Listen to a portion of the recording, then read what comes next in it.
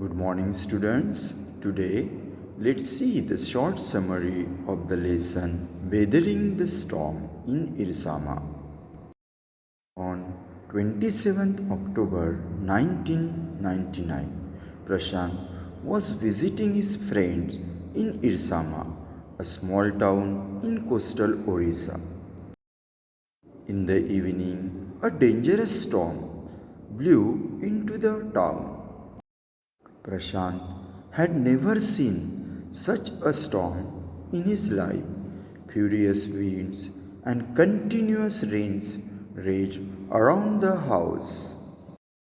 They could hear trees crashing to the ground and screams of people as the storm blew away their houses. The friend's house was made of bricks and mortar.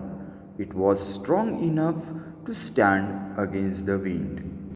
But it could not prevent the family's terror as trees fell on the house, cracking the roof and walls.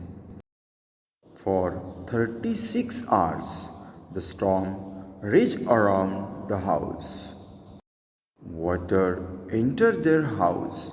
The household took to the roof to escape the water flooding inside the house.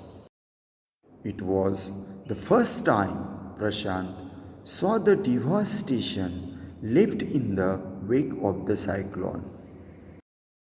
Brown water covered everything. There were dead bodies of animals and people floating in the water. Trees were scattered among the bodies. Not a single house was left standing.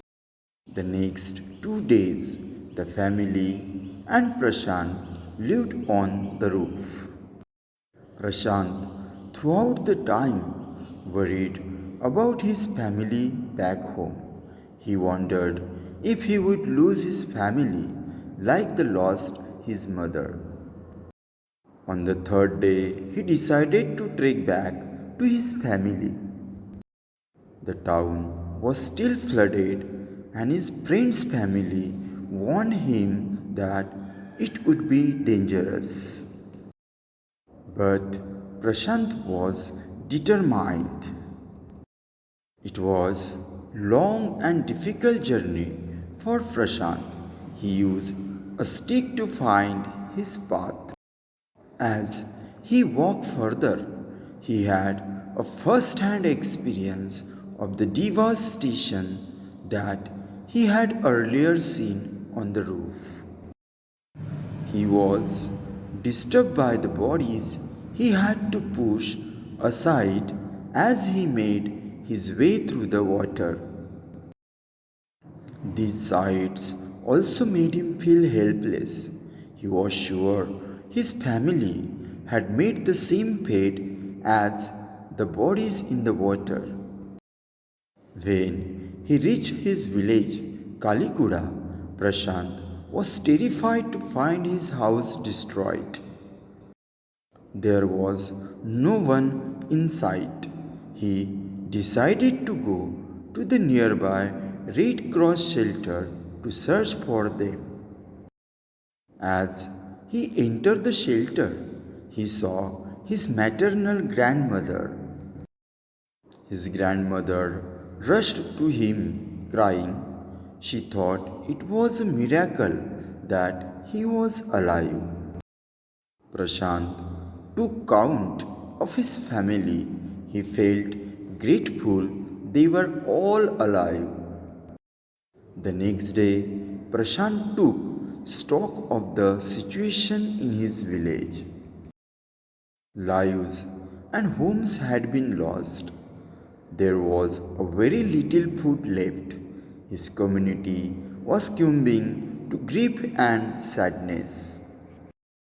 Though Prashant was only 19, he took charge of his village. He organized a youth group to get rice from the local merchant and distribute it to the survivors. Next, he organized volunteers to clean the shelters and tend to injuries. On the fifth day, a helicopter dropped a few food parcels. When it didn't return, the youth volunteers collected empty utensils. They had young boys lie on the ground with empty utensils on their bellies. This message got through the helicopters and relief came frequently thereafter.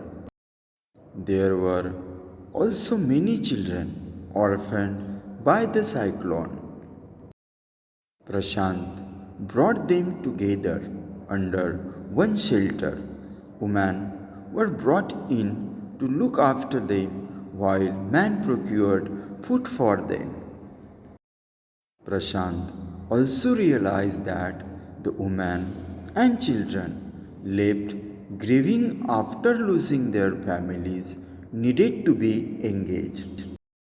He convinced women to join the Food for Work NGO program. He organized cricket matches to distract the children. Prashant and the youth task force rejected the government plan for removing the women and children to institutions. He believed in resettling them in their community to enable a smoother healing process. Prashant, suffering from his experience of the cyclone, found new purpose and comfort in rebuilding his own community. Whenever a woman or child felt sad, they would seek the support of Prashant. His efforts show how a crisis can bring about heroism even in ordinary people. Thank you.